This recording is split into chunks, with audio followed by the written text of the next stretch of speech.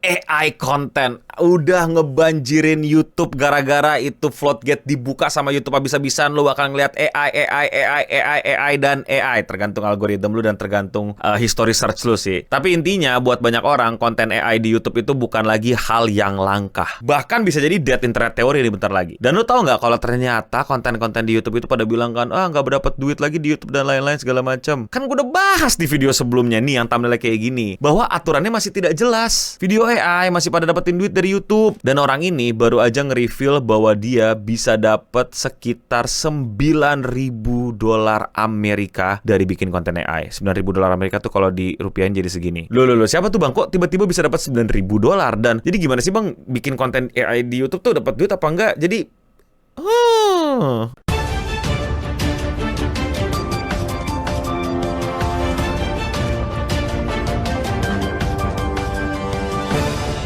buat yang belum tahu, YouTube itu sebenarnya tidak melarang AI, tapi kayak bikin peraturan yang bilang nggak boleh spam konten AI. Apa bedanya tuh? Ya sama-sama boleh kan intinya, dan ternyata lebih parahnya masih bisa dimonetisasi habis-habisan. AI slop video may be annoying, but they are racking up views and add money. Jadi ini ada berita yang berusaha untuk nge-coverage content creator.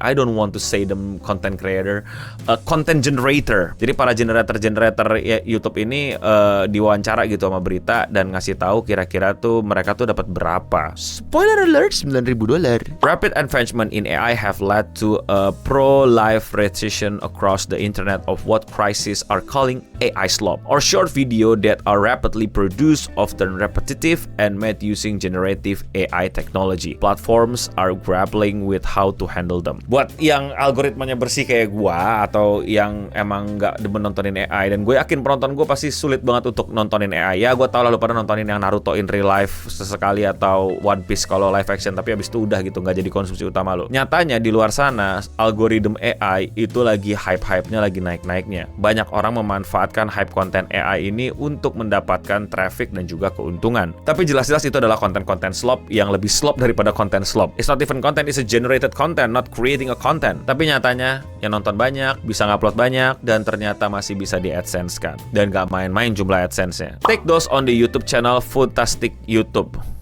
Punya game nih, bukan kan? Which hosts dozens of video in which an animated kitten has a brief, often nonsensical misadventure. In one, the kitten sits by a backyard swimming pool full of rainbow go. Dad, can I swim in this slime pool? The kitty asks. Jadi video-video dia tuh video nge-abuse kucing lucu ya. Karena kenapa? Karena yang nonton AI itu bocil-bocil. Dan bocil-bocil tuh suka kucing lucu gitu, suka hewan-hewan lucu. Jadi dia generate dan konten-kontennya kayak gini. Dad, I'm bathing in Skittles. Damn it, son, I was gonna bath. Shut up, Dad, I'm bathing. Damn it, I ate too much Taco Bell. Dan juga kayak gini. Dad, wanna swim in this pool? Wait, son, I'm looking for my cereal. Dad, come swim with me here. I can't see, son, I lost my glasses. Dad, please swim with me. I lost my keys, son, I can't go out. Dan kayak gini. Dad, look at this gummy bear's pond. Don't play with bears, son. Dad, check out this gummy worm's pond. Son, why is your dumb ass playing with worms? Dad, help me, there's sharks. Oh boy, give me some of those. Anjir, itu ketawa Mudahar bener-bener bikin gue makin benci sama AI dan benci sama Mudahar, padahal dia gak salah apa-apa di sini. Tapi karena dia abuse jadi kayak berisik banget. Ya udah, kontennya gitu-gitu aja ya, lu generate random aja. Bahkan lu nggak usah mikir. Bohong kalau dia pakai mikir, berarti dia nggak pinter pakai GPT atau pakai Google Gemini-nya. Dia tinggal minta ide buat generate konten dan generate tuh idenya, udah selesai gitu. You don't have to think about it, selesai. Dan jadilah konten-konten slop kayak gitu. Banyak yang nonton, lu lihat aja penontonnya ratusan ribu, ada yang jutaan, ada yang berapa nih? Banyak juga. Dan ya udah, banyak yang nonton dan duit. I made 9,000 in just 1 month. 1 bulan dapat $9.000 bikin kucing. For perspective, that adds up to more than a year salary in the kind of entry job he said he can expect when he graduate. Bayangin dia dapat duit yang lebih banyak daripada dia dapat kerjaan. Dan itu semua terima kasih karena YouTube.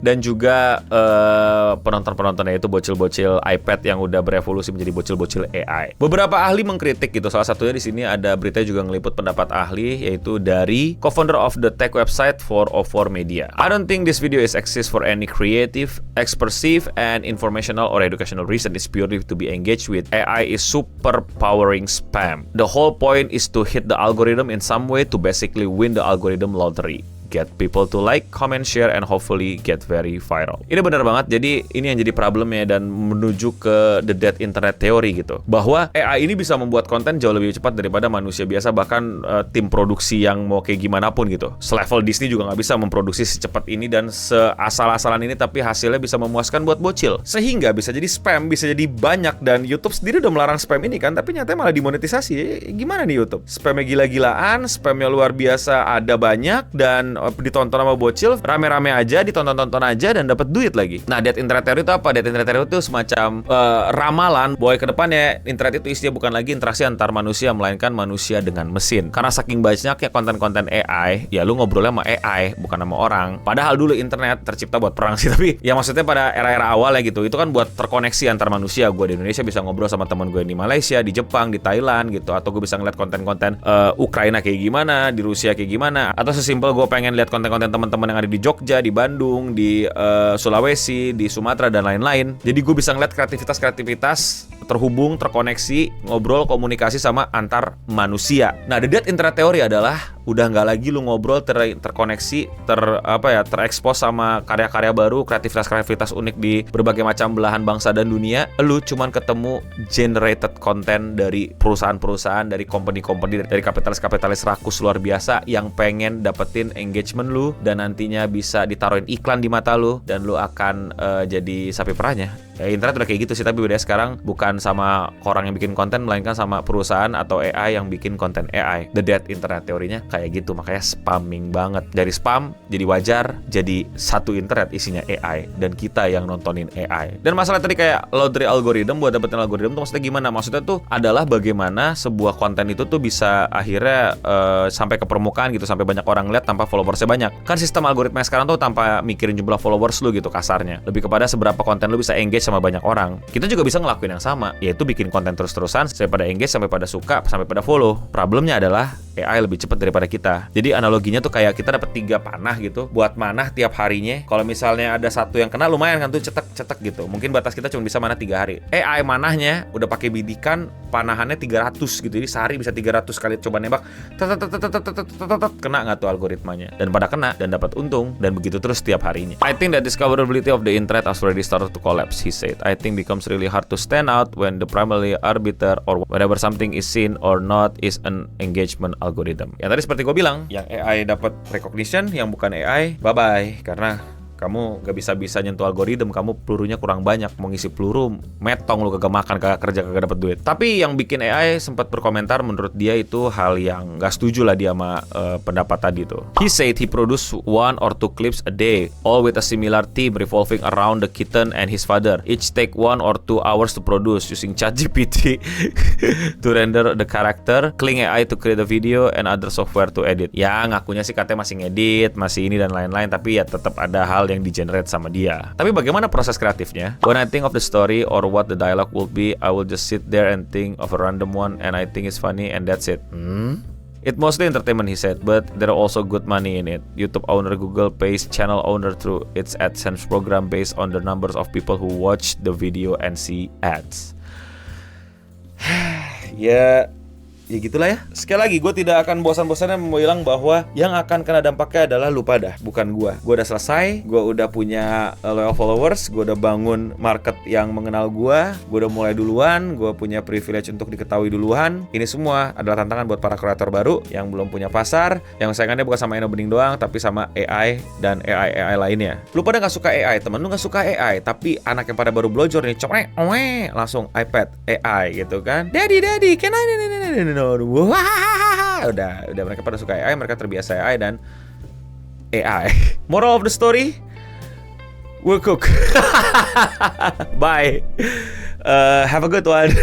Enggak, gue nggak tahu. Ini benar-benar solusinya cuma dari regulator, dari YouTube sendiri, atau dari orang yang udah dipilih dan ditugaskan dan dikasih resource dan emang punya kemampuan dan emang diwajibkan untuk mesejahterakan masyarakatnya dan membuat SDM-nya itu tidak menjadi kalah dengan AI, tapi nggak juga anti sama AI, malah menggunakan AI untuk mempermudah kerjaannya. Dan jujur, gue ada di tahap yang tempting. Tempting dalam artian kalau begini caranya dan kalau begini masa depannya dan YouTube nggak ada masalah sama AI-an, bukan channel Eno Bening yang dirubah jadi AI, tapi gue bakal bikin, gue udah bilang juga kayak di beberapa video, gue bakal bikin 20 channel yang isinya AI doang dan gue generate, gue bakal bikin sistem dia auto generate, daftarin AdSense, udah money lah, suka-suka lah sama YouTube. Tapi ya itu baru rencana. Kalau gue butuh duit kayaknya gue siapin deh proyek itu. Ada yang mau join? Tapi kalau menurut kalian bagaimana?